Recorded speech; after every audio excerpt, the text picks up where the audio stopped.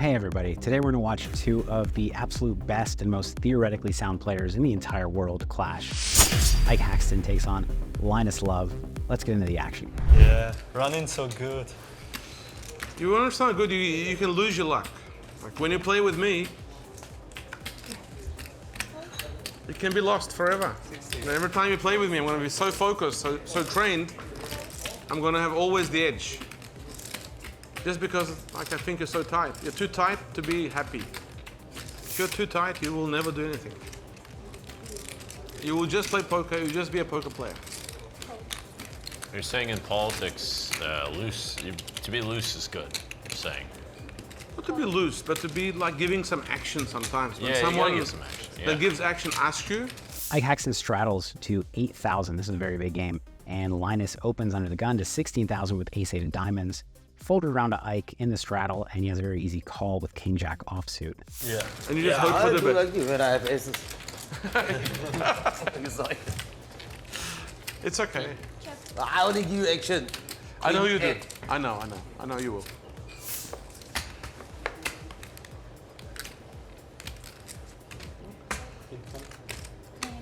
No? Not because we know. King 5? My friend, thank you.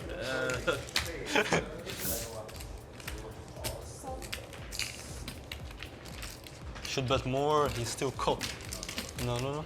They headed the 3-6 deuce flop with two diamonds. Linus flops the nut flush draw, 2 overcards. Ike flops just 2 overcards, but he has the king of diamonds. He has king high. It's not nothing. He checks to Linus, which he's going to do most of the time, maybe all the time. And Linus fires out a bet. Linus bets about half pot.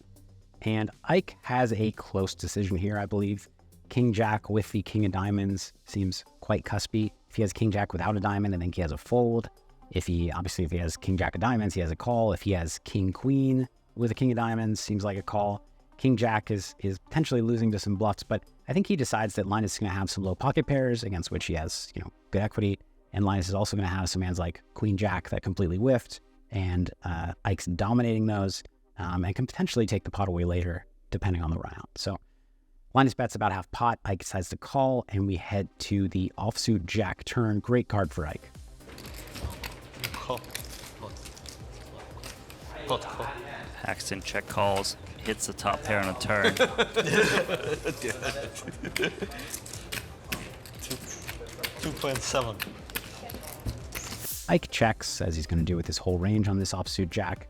And Linus has to decide if he wants to continue semi-bluffing with his ace-8 of diamonds. We could see it was the best hand on the flop. It no longer is, but, he doesn't know that. I think his check is good. He's going to want to bet some nut flush draws and check some nut flush draws. I think the first ones that he wants to bet are going to be the ace-5 and ace-4 of diamonds that have the gut shot as well, and straight blocker.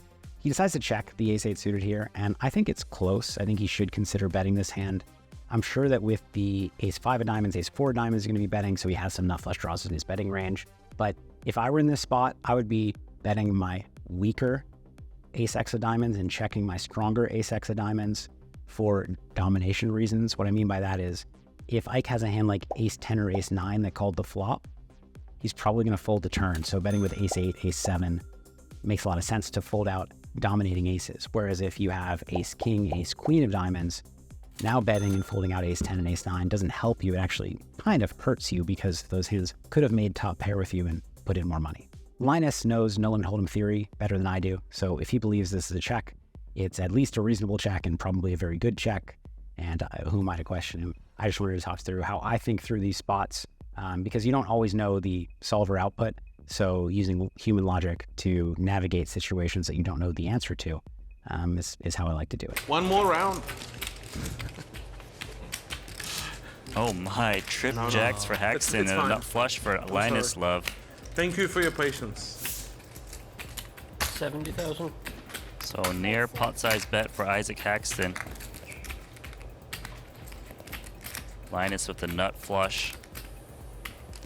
It's got a raise. It just seems that Haxton can easily have a worse flush. 260.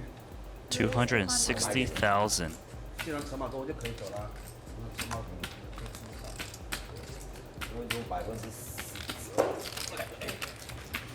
Jack of diamonds rolls off on the river, obviously a big card for both of their hands.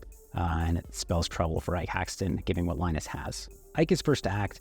He has a hand that I think is not strong enough to check raise. So I don't think he should consider checking this hand. I think it's just a betting hand, and he has to decide if he wants to bet small or big. I think he's going to have small bets here, and he's going to have big bets. Again, like if he bets small, he's not getting raised by a ton of hands that are worse than his for value. He's getting raised by some, but not a ton. I just think King Jack is a very clean big bet here, which is what Ike does. He bets 80% pot or so. I think Linus has a very easy raise here with the nut flush. Yes, sometimes he can be beat by a full house, but Ike is really likely to check raise the flop with sets. He's not very likely to have a ton of Jack 6, Jack 3, Jack deuce. Probably Jack 3 and Jack deuce fold even suited pre-flop. Jack 6 might call suited, but he's not going to have a lot of boats. I think Ike's going to have a lot of flushes when he bets this sizing. He'll obviously have trips as well, but he check called flop, and a lot of like Queen Jack, Jack 10 hands check fold flop, especially when they don't have a flush draw, which they couldn't have because the Jack of Diamonds is here on the river. So he's going to have a flush more often than he's going to have trips, in my opinion. He could have a straight that he slow played flop with, and obviously he could have some weird boats, but I don't think he has a lot of those. Anyway, Linus with the nut flush has a very easy raise. It's very often going to be a flush over flush situation for him. As we can see here, it's flush over trips. He raises it up to 260,000. What a lot of players do in Ike's spot here is they try to make a read, whether it's a physical tell, or they think about their history with this opponent, or they think, you know, these are the types of things that have happened recently, so Linus is more likely to bluff raise now or less likely to bluff raise now, etc. But I think when it's Ike and Linus, especially, you know, two theoretically sound players matching up, I think they're both thinking a lot more about what is theoretically sound than exploitatively right now. So I think that what Ike is thinking about is essentially just, is this hand high enough in my range? Does it have good enough blocker qualities that I want to call with this hand? Because I need to call an appropriate frequency to make Linus indifferent to bluffing with his bluffing hands. So this hand has two things going for it. It has the Jack, which kind of helps, but not as much as you may think, because Linus's value range is going to be flushes. And yes, he can value raise boats, but how many boats did he check back the turn with? I don't expect Linus to ever check back a set, maybe top set of jacks, so you block the one combo with that. Other than that, I just don't think two pairs checking back. I don't think you can have two pair pre-flop really. So the Jack doesn't block too much. The Jack is a unblocker to bluffs, by which I mean, if Linus has a Jack, he is not going to be bluffing. So the fact that Ike blocks a Jack means that he might block some value, but he definitely doesn't block any bluffs. So it is a good card in that respect, but I don't think it's as good as it looks. Now the King of Diamonds is a good blocker. Linus is almost surely going to be raising second nut flushes along with some other flushes here. It is, again though, not usually beneficial, because in this situation, Linus is really likely to bluff with the King of Diamonds or the Ace of Diamonds. I think those are his two most likely bluffing cards. So I would actually rather have a low diamond in my hand than a King of Diamonds. The reason for that is, as we can see here, Linus has Ace 8 of Diamonds, and with the 8 of Diamonds, I don't think Linus is going to bluff raise, but it does block his value raises like Ace 8 of Diamonds. Ike's hand is, you know, he's got some pretty good blocker qualities. He's often going to have a hand kind of like this, but to be honest, I think he has enough low flushes that I would rather call all of my low flushes, because I think they have much better blocker qualities, and fold a hand like King Jack with the King of Diamonds.